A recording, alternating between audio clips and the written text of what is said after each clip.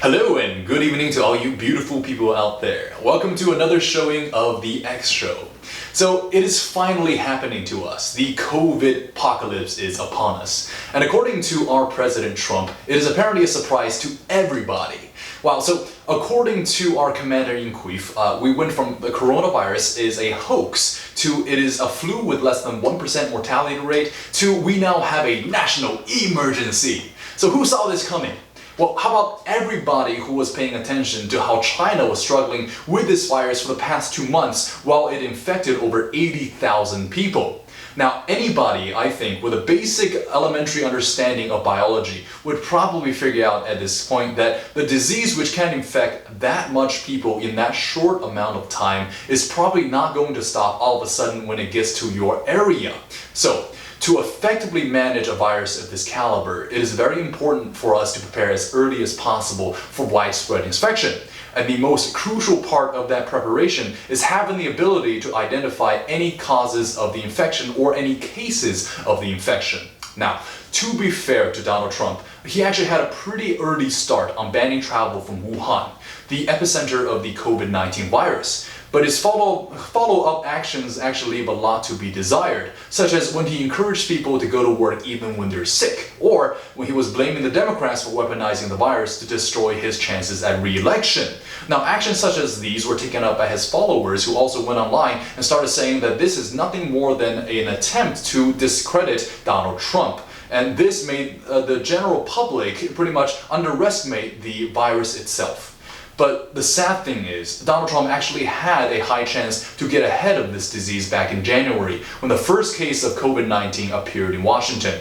A Seattle-based doctor at the time named Helen Chu, who was already collecting nasal swab samples from the local population because she was studying the strain of a flu virus in the United States, wanted to conduct these tests on these samples for coronavirus to see if there are any signs of the COVID-19 infection.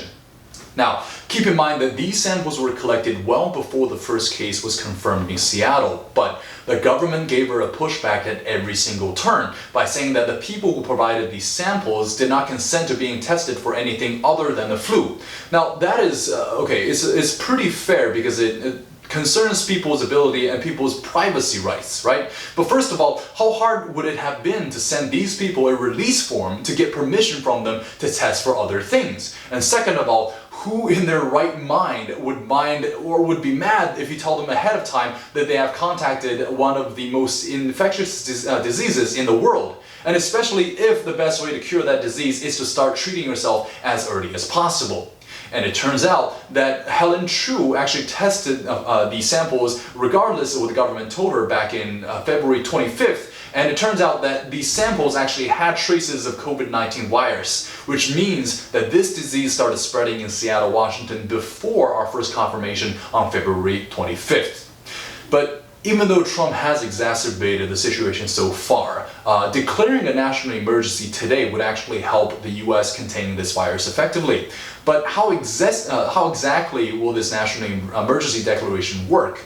Well, first of all, our government now has put into effect over 500 laws that can only be used in special circumstances, the most prominent of which is the ability to nullify some basic rights. So, start off, right now the government has the ability to have its military enforce any of its decrees. And it is now also able to confiscate any personal property if it is deemed within reasonable boundaries of being able to help the country. But the most alarming right now is the suspension of habeas corpus, which is a way to stop the government from illegally detaining people. So hypothetically, if your government or local government wanted to arrest you for no reason at all, they have the ability to do so. So such a severe power should only be used in times of great need. But President Trump used this power last February because he failed to secure the funds for the Great Wall of America, which, as we all know, is the wall that's bordering America and Mexico. But right now the wall has holes big enough to fit, let's say, a package of drugs through, because it actually has these big gaping gaps in it. So right now, in my opinion, the wall is failing one of the basic things that it was built to do. But In other news, Trump right now is still avoiding questions on whether or not he has been tested himself for the COVID-19 virus, although he has suggested vaguely that he might sometime in the future receive a test. So let's examine the psychology of him saying that statement right now, because he has still not outright said that he will be tested, and he did not give a date as to when that test will be. Now, if a leader of a country, right, has the opportunity to prove that they are not infected and they are free of the COVID-19 virus, wouldn't that in fact assure the people somewhat and put the people's trust in him once more?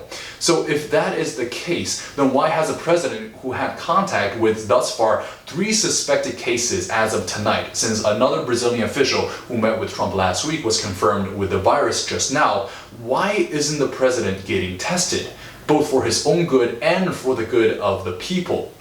Now, it is my belief that the reason the US stock market and its preparedness to fight the disease in its current state is because the president was not upfront at all with the information regarding COVID-19, which is why the market experienced such a shock, and that we are not prepared right now to test for all of the existing cases inside of the United States. And in response to Trump declaring a national state of emergency today, the Dow Jones Index actually rose around 1,000 points. This means that people are actually responding positively to the government taking the disease seriously. And the only reason in this case now for Trump to refuse taking a test would mean that either he is still taking the virus for granted, or he might actually think that there is a good chance that he's already infected, and the news of his infection would negatively impact the stock market and the people's ability to trust in his ability to perform his presidential tasks. Either way, we need to not follow President Trump's example in this case and take this virus very seriously. And even though it won't infect us younger people, or it won't affect us that severely, we still might come in contact with people who are older, like your mom, who are at higher risks. Just kidding about your mom, actually. Really love her. Just all kidding aside, it's still very important for us to make sure that we are taking proper precautions to avoid this virus, like washing your hands and avoiding public crowds. And that's actually about it for today. So guys, make sure you're staying safe. And once again, thank you for watching the X Show. I'll see you next time. Bye-bye.